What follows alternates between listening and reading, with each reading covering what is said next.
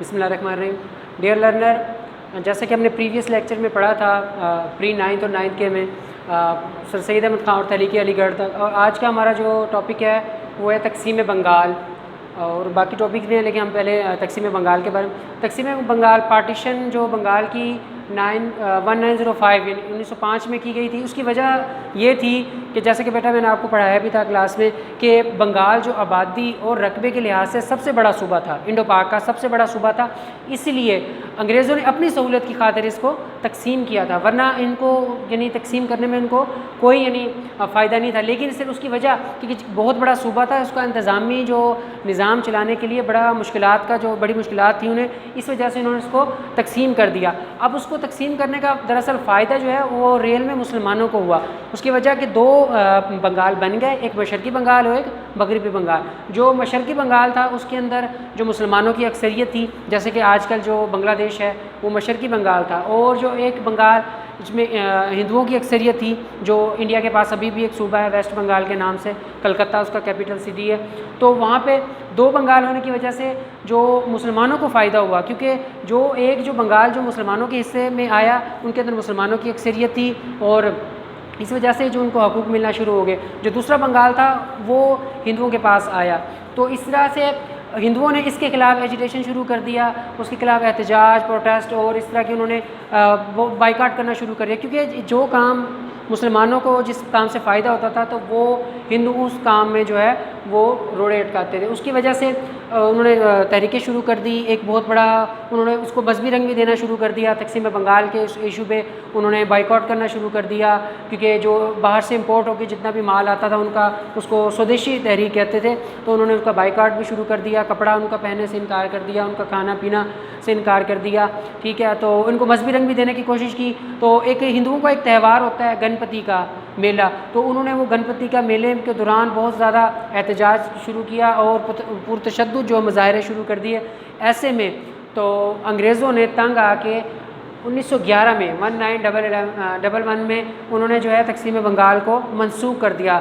جو برطانوی بادشاہ تھا جارج پنجم غالباً کا نام ہے, تو وہ جب برصغیر آیا وہ وزٹ کے دوران, تو انہوں نے ان کو حالات کو دیکھتے ہوئے تقسیم بنگال کو منسوخ کر دیا اور بنگال کو دوبارہ ایک صوبہ بنا دیا. اس سے مسلمانوں میں کیا ہوا, جو مایوسی پھیل گئی, کیونکہ یہ ایک ایسا اسٹیپ تھا جس سے مسلمانوں کو فائدہ ہو رہا تھا.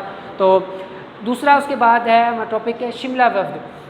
یہ جیسے تقسیم بنگال کے بعد یہ تقسیم منسوخ ہوئی, تو ایک اس وقت جو بھارتی جو اس میں برصغیر کا جو وائسرائے تھا لارڈ کرزن, ٹھیک ہے, لارڈ کرزن جو آ کے ان سے لارڈ منٹو سے آ کے ملا 1906 میں, سر آغا خان کی قیادت میں جو ہے لارڈ منٹو سے ملا. ان کے آگے مطالبات رکھے کہ دیکھیں کہ بنگال کی تقسیم سے مسلمانوں کو فائدہ ہوا, لیکن جو ہندوؤں نے اس کے خلاف احتجاج شروع کیا اور اس کو منسوخ کروا دیا.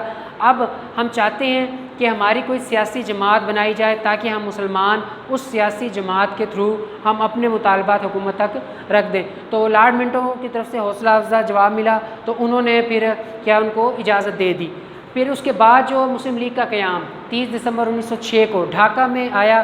تمام اصل میں 1886 میں جو محمدن ایجوکیشن کانفرنس بنائی تھی سر سید احمد خان نے, اس کا اینول اجلاس ہوتا تھا, تعلیمی اجلاس ہوتا تھا تعلیمی, تو ان میں بہت ساری عظیم شخصیات نے شرکت کی. ڈھاکہ کے اندر جو موجودہ جو بنگلہ دیش ہے اس کا کیپٹل سٹی ہے, وہاں پہ تعلیمی سیشن ہوتا تھا. وہاں پہ تمام جو مسلم جو اکابرین جو ہے وہ جمع ہوئے. انہوں نے پھر سوچا کہ ہمیں اب ایک ایسی سیاسی جماعت بنانے کی ضرورت پیش آئے گی جو مستقبل میں ہمارے جو حقوق کے تحفظ کر سکے گی. ایسے میں مسلم لیگ کا قیام 30 دسمبر 1906 کو ڈھاکہ میں عمل میں آیا. اس کے انہوں نے شروع میں 3 مقاصد تھے.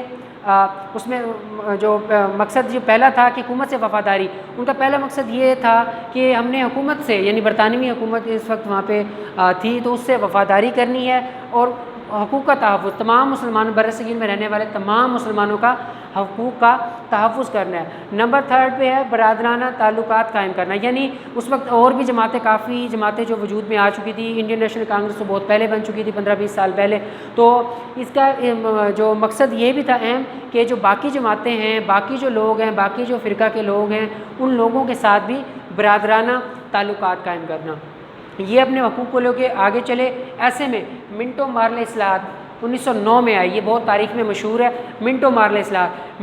لارڈ منٹو جو برصغیر کا جو وائسرائے تھا، مارلے جو لارڈ مارلے جو وزیر امور ہند اس کو کہتے تھے، سیکرٹری اسٹیٹ فار انڈیا، وہ جو اصلاحات لے کے آیا 1909 میں برصغیر کے اندر. اس کے اندر مطالبات جتنے بھی تھے مسلمانوں کا، سب سے بڑا مطالبہ تھا جدا گانا انتخاب کا. تو جدا گانا انتخاب، سیپریٹ الیکشن کا. تو جدا گانا انتخاب کا مطالبہ جو منٹو مارلے اصلاحات میں مان لیا گیا. تو یہ سب سے بڑی کامیابی تھی. اس کامیابی کے پیچھے مسلم لیگ کا ہاتھ تھا.